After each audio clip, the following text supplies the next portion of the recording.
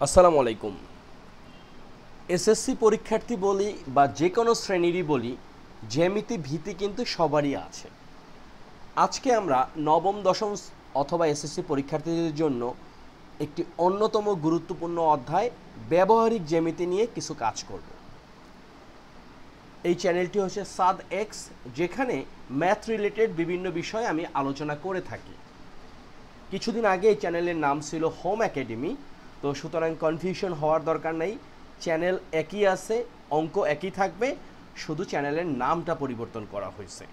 আজকে আমরা সপ্তম অধ্যায়ের ব্যবহারিক জ্যামিতি নিয়ে কিছু অঙ্ক করার চেষ্টা করব। একটু মনোযোগ সহকারে বোঝার চেষ্টা করব। একবার যদি একটু বুঝে যাই, পরীক্ষার সময় এই বিষয়টা নিয়ে খুব একটা সমস্যা হবে না। তাহলে চলো শুরু করি ব্যবহারিক জ্যামিতির পর্ব 1। পরীক্ষার ভীতি দূর করার জন্য আমাদের সবারই উচিত বেসিক কিছু নলেজ ঠিক রাখা। যেমন ত্রিভুজ কাকে বলে, চতুর্ভুজ কাকে বলে, বা ত্রিভুজের বিভিন্ন ধরন আছে। আমরা সবাই জানি যে স্থূলিকোণী ত্রিভুজটা হচ্ছে 90 ডিগ্রির থেকে বড়, আবার সূক্ষ্মকোণ হচ্ছে 90 ডিগ্রির থেকে ছোট। তো আমাদের প্রথম প্রশ্ন হচ্ছে, স্থূলিকোণী ত্রিভুজের স্থূলকোণ ছাড়া বাকি কোণ দুটি কত হলে ত্রিভুজ অঙ্কন করা সম্ভব? এটা দ্বারা আমরা কি বুঝাইলাম? আমরা প্রথমে একটা স্থূলিকোণী ত্রিভুজ আঁকি। আমরা এই হলো আমাদের একটা স্থূলিকোণী ত্রিভুজ, যেখানে এই যে কোণটা 90 ডিগ্রি থেকে বড়। এখন কথা হলো, এই কোণটা যদি 90 ডিগ্রি থেকে বড় হয়, তাহলে বাকি অন্য দুইটা কোণ কত হওয়ার সম্ভাবনা আছে? এখানে অপশন দেওয়া আছে 30 degree, 60 degree, 45 degree, 45 degree, 40 degree, 50 degree, 50 degree, 30 degree. এখন সোজা কথা হচ্ছে যে স্থূলিকোণ ত্রিভুজ হোক বা সূক্ষ্মকোণী ত্রিভুজ হোক, তিনটা কোণের যোগফল কিন্তু হবে 180 ডিগ্রি। এখন একটা যদি হয়ে যায় সাপোজ 95 ডিগ্রি, তাহলে বাকি দুইটা মিলে কত হবে? 180 থেকে 95 বাদ দিলে যেটা হবে সেটা, অর্থাৎ 10 থেকে 5 বাদ দিলে 5, হাতে 1, অর্থাৎ অন্য দুইটা কোণের যোগফল কত হবে? 85। অর্থাৎ কি, স্থূলিকোণী ত্রিভুজটা কিন্তু একাই 90 এর থেকেও বেশি দখল করেছে। সুতরাং বাকি দুইটার যোগফল হবে কি? 90 ডিগ্রি থেকে কম। এখন প্রথম প্রশ্নের প্রথম অপশনে লেখা আছে একটা হচ্ছে 30 ডিগ্রি আর একটা হচ্ছে 60 ডিগ্রি। এই দুইটার যোগফল কিন্তু 90 ডিগ্রি, সুতরাং এইটা ডিসকোয়ালিফাই, অর্থাৎ বাদ। তারপরেটাও যোগফল কিন্তু 90 ডিগ্রি, সুতরাং এটাও বাদ। তারপর এটা কত দেওয়া আছে? 40 আর 50, সেই যোগফল কিন্তু 90 ডিগ্রি হইতেছে। আমাদের কিন্তু যেহেতু 180 ডিগ্রি তিন কোণের সমষ্টি, একটা যদি বেশি হয় 90 এর থেকে, অন্য দুইটা স্বাভাবিকভাবে 90 এর থেকে কম হবে। সুতরাং আমাদের কারেক্ট উত্তর হচ্ছে ঘ নাম্বার। লক্ষ্য করো, 50 ডিগ্রি ও 30 ডিগ্রি এই দুইটার যোগফল কিন্তু হবে আমাদের 80 ডিগ্রি। অর্থাৎ কি? অর্থাৎ স্থূলিকোণী ত্রিভুজ যদি হয়ও, তাহলেও কিন্তু এই 80 ডিগ্রি দিয়ে আমরা বুঝতে পারতেছি একটা কোণ হবে স্থূলিকোণী ত্রিকোণ, আর দুইটা মিলে হবে 90 ডিগ্রি থেকে কম। ওকে, আমরা আশা করি বুঝতে পারছি। মূল কথা হচ্ছে যে এ যোগ বি কি হবে? এ যোগ বি হবে হচ্ছে এই সি এর থেকে ছোট, মানে এই কোণটা হবে এই দুইটার যোগফলের থেকে বেশি, কিন্তু তিন কোণের সমষ্টি হবে 180 ডিগ্রি। এটা একটা সহজ প্রশ্ন, হয়তোবা কথা বেশি বলার কারণে তোমাদের কাছে কমপ্লেক্স মনে হতে পারে, বাট এটা একটা নর্মাল প্রশ্ন। এরপরের প্রশ্নটা কি? 2 নাম্বার লেখা আছে, নিচে তিনটি রেখাংশের দৈর্ঘ্য দেওয়া হলো, কোন ক্ষেত্রে ত্রিভুজ অঙ্কন করা সম্ভব নয়? এটা আবার কেমন জিনিসটা হলো? তিনটা বাহু দেওয়া আছে, কেন যোগ করা, মানে কেন ত্রিভুজ আঁকা সম্ভব না? কোন ক্ষেত্রে ত্রিভুজ অঙ্কন করা সম্ভব না? আচ্ছা, এখানে একটা বলে রাখি, একটা ত্রিভুজের তিনটা বাহু থাকে। ধরলাম একটা বাহু হচ্ছে এ বি, একটা বাহু হচ্ছে বিসি, একটা বাহু হচ্ছে সি এ। অর্থাৎ আমরা যদি এভাবেও চিন্তা করি, এ একটা বাহু, বি একটা বাহু, সি একটা বাহু। ওকে, ধরলাম এ হচ্ছে আমাদের একটা ত্রিভুজ, এ বি সি। ওকে, এখন এখানে কথা হচ্ছে যে একটা সূত্র আমাদের জানতে হবে, ত্রিভুজের দুটি বাহুর যোগফল তৃতীয় বাহু অপেক্ষা বড় হবে, আদারওয়াইজ কিন্তু ত্রিভুজ হবে না। ওকে, এখন আমরা একটু ধাপে ধাপে দেখি। ধরো এখানে আছে 3, এখানে আছে 4, এই দুইটা যোগ করলে কত হয়? 7। এই 7 কিন্তু 5-এর থেকে বড়। অথবা যদি আমরা এইভাবে চিন্তা করি, এই হলো 4, এই হলো 5, দুইটা যোগ করলে হচ্ছে 9, 9 কিন্তু 3-এর থেকে বড়। অর্থাৎ যেভাবেই আমরা যোগ করি না কেন, দুইটা বাহুর যোগফল তৃতীয় বাহু অপেক্ষা বড় হবে। এখন দেখো খ নাম্বার একটু ঝামেলা হয়ে গেছে। এখানে আছে 4, এখানে আছে 5, 4 আর 5 যোগ করলে কত হবে? 9 হবে, কিন্তু এই বাহুটা হচ্ছে 10। ত্রিভুজের ক্ষেত্রে কখনোই এটা সম্ভব না। তোমরা যদি এভাবে একটা 4 সেন্টিমিটার নাও, এভাবে যদি একটা 5 সেন্টিমিটার নাও, তাহলে এটা জীবনও মিলাতে পারবে না 10 সেন্টিমিটার দিয়ে। ওকে, সুতরাং কথা হচ্ছে কি, যে আমাদের এই বিষয়টা মনে রাখতে হবে, ত্রিভুজের দুই বাহুর সমষ্টি, দুই বাহুর সমষ্টি তৃতীয় বাহু অপেক্ষা বড়। তৃতীয় বানানটা এখানে তয় দীর্ঘিকার হবে। ওকে, এখন তার মানে কি, কোন ক্ষেত্রে ত্রিভুজ অঙ্কন করা সম্ভব না? এই খ নাম্বার হচ্ছে আমাদের রাইট অ্যান্সার। এছাড়া অন্যগুলো যদি আমরা চেক করি, দেখো 5 আর 6 যোগ করলে 11, যেটা 8-এর থেকে বড়। আবার 6 আর 8 যোগ করলে 14, যেটা আবার 5 থেকে বড়। আবার 5 আর 8 যোগ করলে 13, যেটা আবার 6-এর থেকে বড়। তো সুতরাং এখানে এই সমস্যাগুলো আর হচ্ছে না। যেমন 8 আর 3 যোগ করলে 11, যেটা 9-এর থেকে বড়। 3 আর 9 যোগ করলে 12, যেটা 8-এর থেকে বড়। আবার 8 আর 9 যোগ করলে হচ্ছে 17, যেটা 3-এর থেকে বড়। সুতরাং যেটা আমরা শিখলাম বা আমরা জানি, ত্রিভুজের দুই বাহুর সমষ্টি তৃতীয় বাহু অপেক্ষা বড়, যেটা এই ক্ষেত্রে কোনো ত্রিভুজ আঁকা সম্ভব না যখন 4 সেন্টিমিটার, 5 সেন্টিমিটার এবং 10 সেন্টিমিটার দেয়া থাকবে। আচ্ছা, 1 নাম্বার এবং 2 নাম্বার আমাদের হয়ে গেল। 3 নাম্বার যেটা আমাদের লেখছে যে ত্রিভুজের 3টি বাহুর দৈর্ঘ্য সেন্টিমিটার এককে দেওয়া হলো, নিচের কোন ক্ষেত্রে ত্রিভুজ অঙ্কন করা যায়? কোন ক্ষেত্রে ত্রিভুজ অঙ্কন করা যায়? এর মানে হচ্ছে আমরা এখানে বুঝতে পারছি ত্রিভুজের দুই বাহুর যোগফল তৃতীয় বাহু অপেক্ষা ছোট হয়ে আছে। যেমন ধরো এখানে 5 আর 6 যোগ করলে 11, 11 18 থেকে ছোট, সুতরাং এটা প্রথমেই বাদ। আবার 6 আর 7 13, 13 হচ্ছে 19-এর থেকে ছোট, সুতরাং এই খ নাম্বার এটাও বাদ।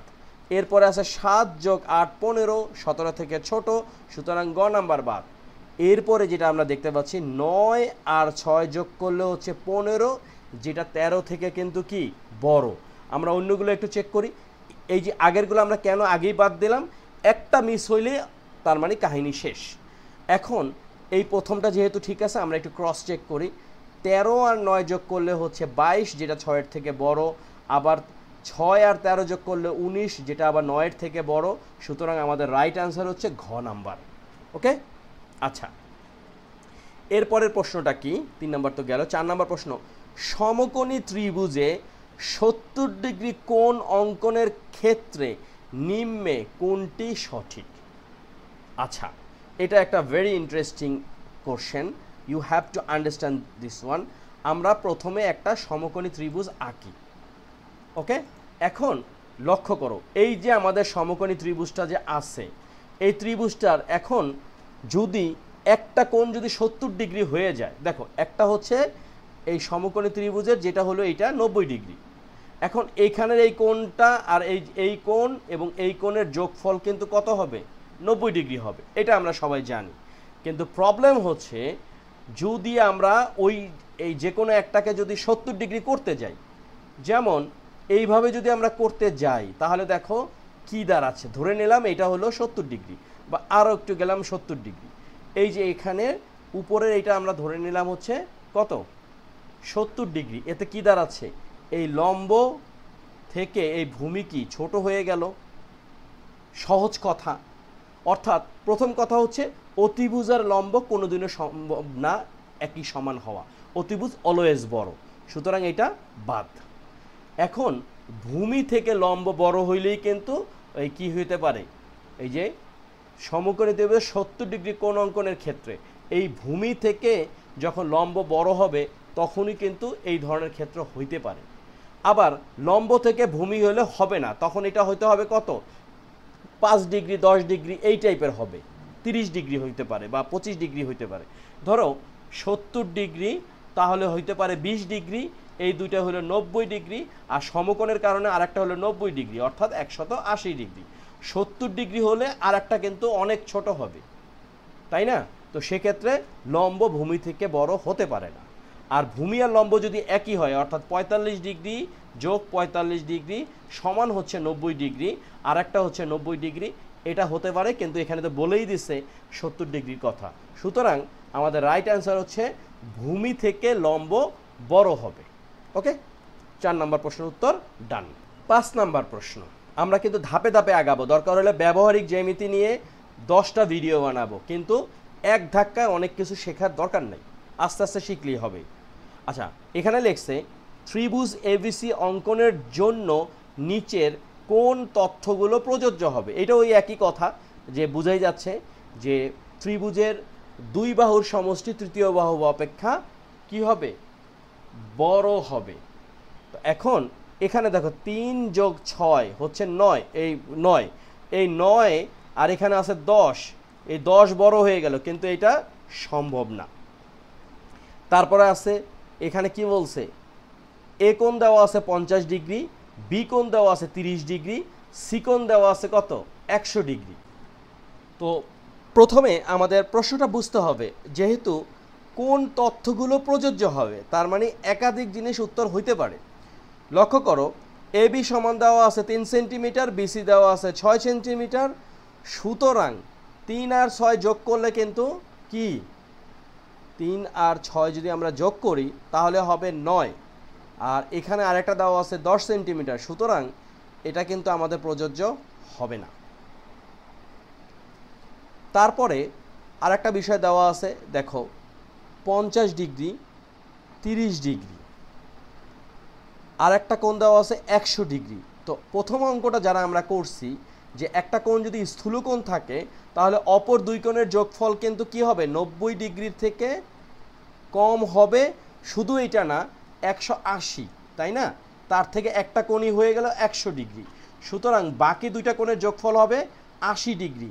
কিন্তু এখানে দেখা যাচ্ছে তাই আছে, সুতরাং এটা কি ঠিক আছে, এই অপশনটা ঠিক আছে। তার মানে 50 যোগ 80, 80 আর 100 যোগ করে হইল কত, 180, সুতরাং এটা ঠিক আছে। এরপরে দেখো এখানে লেখা আছে 5 সেন্টিমিটার হচ্ছে একটা বাহু, আর একটা বাহু হচ্ছে 10 সেন্টিমিটার, তাহলে কি দাঁড়ালো, 5 আর 10 হচ্ছে 15, তৃতীয়টা দেওয়া আছে 6, তার মানে কি আমরা একটু আগে জানছি যে ত্রিভুজের দুই বাহুর সমষ্টি হচ্ছে তৃতীয় বাহু অপেক্ষা বড়, সুতরাং 5 যোগ 10 এই 15 কিন্তু 6-এর থেকে বড়। অথবা আমরা যদি এভাবেও চিন্তা করি যে 10 যোগ 6, মানে এই দুইটা বাহু যদি আমরা চিন্তা করি তাহলে আসতেছে 16, এই 16 কিন্তু আবার এই 5-এর থেকে বড়। আমরা যদি অন্য চিন্তাও করি, অর্থাৎ 5 যোগ 6, 5 যোগ 6 হচ্ছে 11, এই 11 কিন্তু 10-এর থেকে বড়, তার মানে এটা ঠিক আছে। এরপর একটা কি দেওয়া আছে, একটা কোণ হচ্ছে 60 ডিগ্রি, একটা কোণ হচ্ছে 40 ডিগ্রি, ওকে, আর একটা কোণ হচ্ছে 80 ডিগ্রি, তাহলে কি দাঁড়ালো, 60 আর 40 হচ্ছে 100, আর একটা মিলে হচ্ছে 80, সুতরাং 180 এটা ঠিক আছে। আমরা এখানে দেখতে পাচ্ছি যে শুধুমাত্র ঠিক নাই এই ক নাম্বারটা, ওকে, শুধু নাম্বার। এখানে প্রশ্নটা একটু অন্যরকম করলে পারতো, যে এবিসি অঙ্কনের জন্য নিচের কোন তথ্যগুলো প্রযোজ্য হবে, 3টা প্রযোজ্য হবে, তার মানে কোন তথ্য প্রযোজ্য হবে না, এইটা যদি অ্যাড করা থাকতো তাহলে এইটা একটা পারফেক্ট কোশ্চেন হতো। তো যাই হোক, এটার উত্তর হচ্ছে ক নাম্বার, যে এটা প্রযোজ্য হবে না। 6 নাম্বার প্রশ্ন, এটা একটু বুঝতে হবে ভালো করে। লেখা আছে নিচের কোন বাহুগুলি দ্বারা সমকোণী ত্রিভুজ অঙ্কন করা যায়? কোন বাহুগুলি দ্বারা সমকোণী ত্রিভুজ অঙ্কন করা যায়? আচ্ছা, এই হচ্ছে আমাদের সমকোণী ত্রিভুজ।